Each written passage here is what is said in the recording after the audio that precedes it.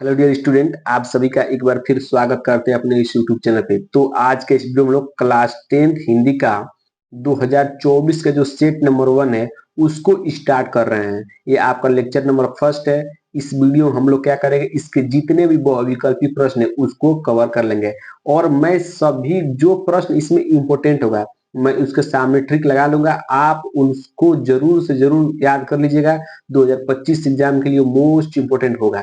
सब जो भी प्रश्न इंपोर्टेंट होगा मैं ऑलरेडी आपको बता दूंगा। ठीक है, तो चलिए वीडियो को स्टार्ट करते हैं। यदि आप चाहते हैं कि 2025 एग्जाम में 90 प्लस स्कोर करना है, यदि हिंदी में 90 प्लस, तो आपको कुछ नहीं करना है। अभी से आप 2024 के 7 सेट हैं, सातों सेट के जितने भी प्रश्न हैं उन सभी प्रश्न क्या कर लीजिए, आप सॉल्व कर लीजिए, लिख लीजिए, तैयार कर लीजिए। ठीक है, बाकी आप 2025 एग्जाम में बैठ जाइएगा।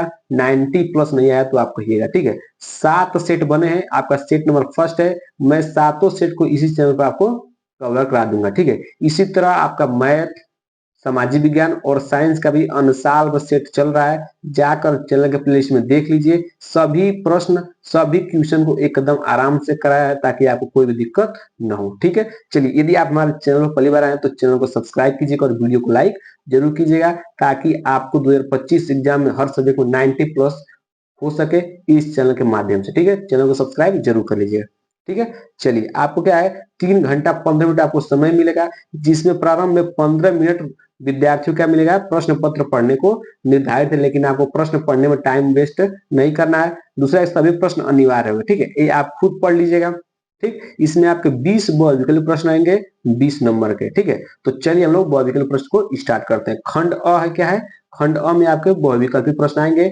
एक विकल्प प्रश्न 1 नंबर रहेगा। ठीक है, पहला प्रश्न है कि शुक्ल युग के लेखक नहीं है। आपको इन चारों में से बताना है कि शुक्ल युग के लेखक नहीं है। पहला जयशंकर प्रसाद, प्रेमचंद्र, रामचंद्र शुक्ल या भारतेंदु हरिश्चंद्र। तो आपको इसमें बताना है कि शुक्ल युग के लेखक नहीं है, तो आपका इसमें राइट आंसर क्या हो जाएगा, Bharatendu Harishchandra. Option number D क्या हो जाएगा, इसका राइट आंसर हो जाएगा कि जो भारतेंदु हरिश्चंद्र है ये क्या है, शुक्ल युग के लेखक नहीं है। ठीक है, कह रहा है कि पूस की रात, मोस्ट वांटेड क्वेश्चन है दूसरा। पूस की रात कहानी के लेखक हैं जयशंकर प्रसाद, प्रेमचंद्र, सुदर्शन या यशपाल। ठीक है, मोस्ट वांटेड क्वेश्चन है, आप इसको जरूर याद कर लीजिएगा। ठीक है, कि पूस की रात कहानी के लेखक है प्रेमचंद्र। कौन है, प्रेमचंद्र। ठीक है, प्रेमचंद्र क्या है, पूस की रात कहानी के लेखक है। ठीक है, इंपोर्टेंट प्रश्न है, इसको ध्यान दीजिएगा।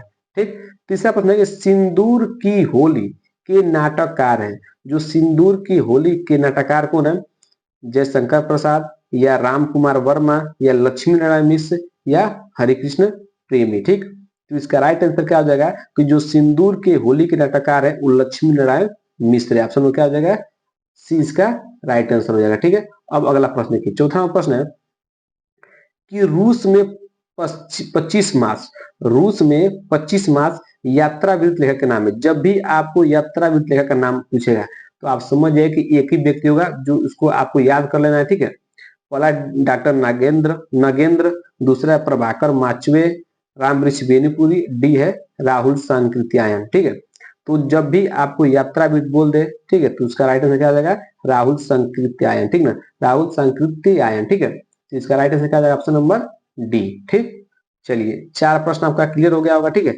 चलिए अब हम लोग अगले प्रश्न को करते हैं। अगला प्रश्न क्या है आपका, अगला प्रश्न है माटी हो गई सोना। मोस्ट इंपोर्टेंट प्रश्न एक और आ गया, माटी हो गई सोना। इंपोर्टेंट प्रश्न है, आप इसको जरूर तय कर लीजिए। माटी हो गई सोना, मोस्ट इंपोर्टेंट प्रश्न। ठीक है ना, माटी हो गई सोना संस्मरण के लेखक है। देखिए, माटी हो गई सोना किस विधा की रचना है, संस्मरण। ये भी याद रखिएगा, विधा पूछ सकता है कि माटी हो गई सोना किस विधा की, किस विधा की है, तो आपको याद रखना है संस्मरण। ठीक है, अब इसको लेखक पूछा है, कन्हैयालाल मिश्र प्रभाकर, देवेंद्र सत्यार्थी या माखनलाल चतुर्वेदी या रामवृक्ष बेनीपुरी। तो आपको याद रखना है कि माटी हो गई सोना एक कन्हैयालाल मिश्र प्रभाकर क्या है, एक क्या है, संस्मरण है। ठीक है, याद रखिएगा, कन्हैयालाल मिश्र प्रभाकर क्या है, इसके लेखक हैं। ठीक है, चलिए अगला प्रश्न है, छठवां प्रश्न है कि रीतिकाल को अलंकृत काल किस विद्वान ने कहा है। ठीक ना, जो रीतिकाल है उसको अलंकृत काल किस विद्वान ने कहा है। पहला विश्वनाथ प्रसाद मिश्र ने, मिश्र बंधुओं ने, रामचंद्र शुक्ल ने या जॉर्ज ग्रियर्सन ने। ठीक ना, तो इसका राइट आंसर क्या हो जाएगा, इसका राइट आंसर हो जाएगा मिश्र बंधुओं ने क्या कहा है, रीतिकाल को अलंकृत काल कहा है। ठीक है, तो अब याद रखना मिस्र बंधुओं ने। ठीक है, अगला प्रश्न क्या है कि निम्नलिखित में से कौन सी कृति रीतिकालीन कवि देव की नहीं है। बताना है कि निम्नलिखित में से कौन सी कृति है जो रीतिकालीन कवि देव की नहीं है। कवि प्रिया, भाव विलास, भवानी विलास या रस विलास। ठीक, तो इसका राइट आंसर क्या है वो आपको बताना है। ठीक है, तो इसका राइट आंसर क्या हो जाएगा, कवि प्रिया। जो कवि प्रिया है एक कृति है जो रीतिकालीन कवि देव की नहीं है। ठीक है, चलिए अगला प्रश्न क्या है, भारतेंदु युग की विशेषता नहीं है। मोस्ट एक और प्रश्न आगे 8वां नंबर प्रश्न में इंपोर्टेंट ध्यान दीजिए। ठीक है, कि भारतेंदु युग की विशेषता क्या है, नहीं है, वो आपको बताना है। ठीक है, पहला है राष्ट्रीयता की भावना, सामाजिक चेतना का विकास, अंग्रेजी शिक्षा का विरोध या काव्य भाषा के रूप में खड़ी बोली का प्रयोग। ठीक है, इसका राइट आंसर क्या आ जाएगा वो आपको बताना है। ठीक है, इसका राइट आंसर आपको बताना है। तो इसका राइट आंसर क्या हो जाएगा कि भारतेंदु युग की विशेषता नहीं है काव्य भाषा के रूप में खड़ी बोली का प्रयोग। इसमें क्या हुआ था, भारतेंदु युग में काव्य भाषा के रूप में खड़ी बोली का प्रयोग नहीं हुआ था। ठीक है, ये आपका right answer option number D. ठीक, 1943 में प्रकाशित तार सप्तक का संपादन किसने किया। Very very very very most important question है, कहा गया। ठीक ना, इसको आप जरूर याद रहेगा कि 1943 में क्या हुआ, तार सप्तक का संपादक किसने किया। तो अब क्या रखना है, रामविलास वर्मा है, कि सचितानंद हीरानंद वात्स्यायन अज्ञे हैं, कि प्रभाकर माचवे हैं या गिरजा कुमार माथुर हैं। तो याद रखेगा कि ऑप्शन नंबर बी क्या है, सचितानंद हीरानंद वात्स्यायन अज्ञे जो है, जो इनका शॉर्ट नेम क्या है, अज्ञे है। ठीक ना, अज्ञे है। ये क्या कहते हैं, 1943 में प्रथम तार सप्तक का क्या कहता है, इसने संपादन किया था।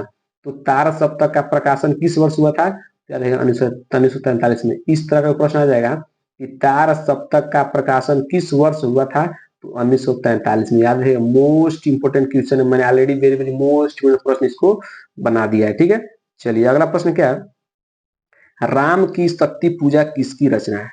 जो राम की शक्ति पूजा है वो किसकी रचना है, सूर्यकांत त्रिपाठी, जिनको निराला भी कहते हैं। ठीक, जयशंकर प्रसाद, रामनिरस त्रिपाठी या महादेवी वर्मा। ठीक है, इसका राइट आंसर क्या हो जाएगा, इसका राइट आंसर हो जाएगा सूर्यकांत त्रिपाठी निराला जी। ठीक ना, राम की शक्ति पूजा किसकी रचना है, सूर्यकांत त्रिपाठी निराला जी की। ठीक है, अब कह रहा है 11वां प्रश्न है कि हाथी जैसे देह, गंडे जैसी खाल, तरबूजे सी खोपड़ी, खरबूजे से गाल। ठीक ना, उपयुक्त पंक्तियों में कौन सा रस है। अब आपको पढ़ते समय भी आपको पता चलेगा कौन सा रस है, वीर रस है, करुण रस है या श्रृंगार रस है कि हास्य रस है।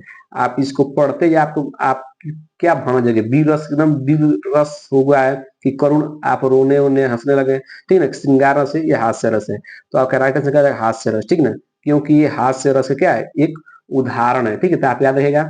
ठीक, तो हास्य रस क्या हो जाएगा, इसका राइट आंसर हो जाएगा। ठीक है, चलिए उस अब 12वां प्रश्न है कि उस काल मारे क्रोध के तन कांपने उनका लगा, मानो हवा के वेग से सोता हुआ सागर जगा।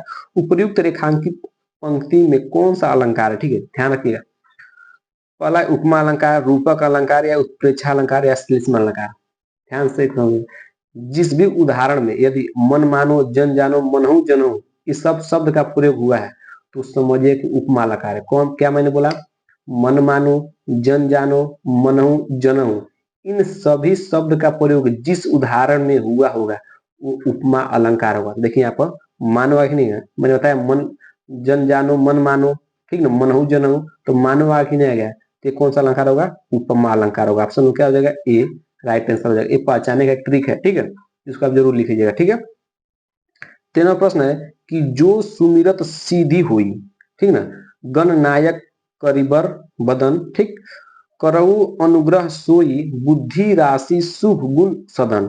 उपयुक्त पंक्तियों में क्या है, प्रयुक्त छंद है। ठीक है, तो आपने इसको पढ़ा होगा तो आपको पता होगा कि जो ये उदाहरण किसका है, सोरठा का है कि दोहा का है कि रोला का है कि कुंडलिया का है। ठीक है, तो इसका राइट आंसर क्या हो जाएगा, इसका राइट आंसर हो जाएगा सोरठा। ऑप्शन एक क्या हो जाएगा, राइट आंसर हो जाएगा, क्योंकि ये किसका उदाहरण है, सोरठा का उदाहरण है। ठीक है, अगला प्रश्न है 14वां प्रश्न है कि निम्नलिखित में से किस शब्द में अनु उपसर्ग का प्रयोग नहीं हुआ। अनु उपसर्ग का प्रयोग नहीं हुआ है, अनुकरण में या अनुशासन में या अनुत्तीर्ण में या अनुवाद में। ठीक, इसका राइट आंसर क्या हो जाएगा, इसका राइट ऑप्शन नंबर सी अनुत्तीर्ण में। ठीक ना, अनुत्तीर्ण में क्या हुआ है, अनु उपसर्ग का प्रयोग नहीं हुआ है।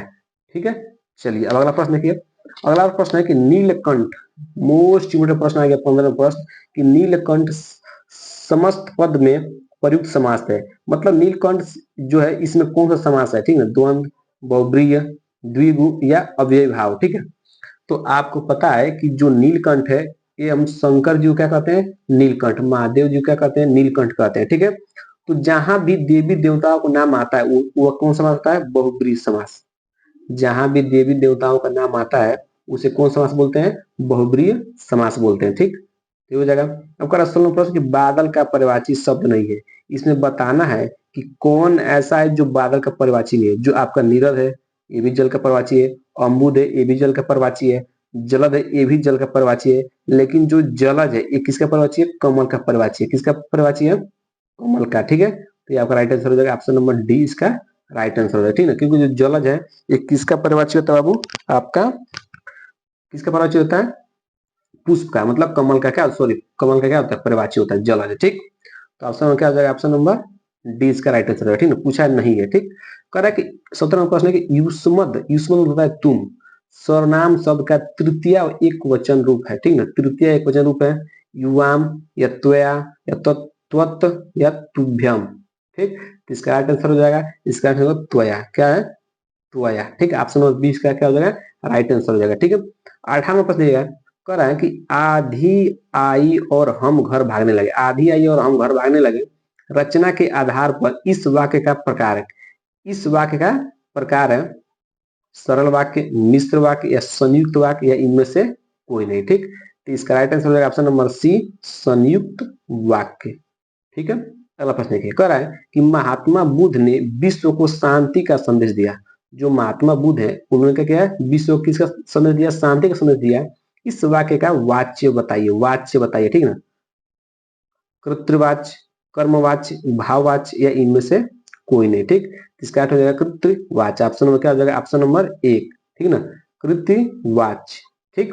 अगला प्रश्न देखिए, 20वां प्रश्न है, आखिरी प्रश्न है कि वह अचानक चला गया, वह अचानक चला गया वाक्य में प्रयुक्त अचानक पद का व्यक्तिकरण परिचय है, संज्ञा है बिल्कुल गलत, सर्वनाम है बिल्कुल गलत, क्रिया है बिल्कुल गलत, क्रिया विशेषण है, ठीक ना। कि अचानक चला गया क्या है, अचानक चला गया क्या है, एडजेक्टिव है जिसको बोलते हैं क्रिया विशेषण, ठीक है। तो ऑप्शन नंबर सी क्या हो जाएगा, राइट आंसर हो गया, ठीक है।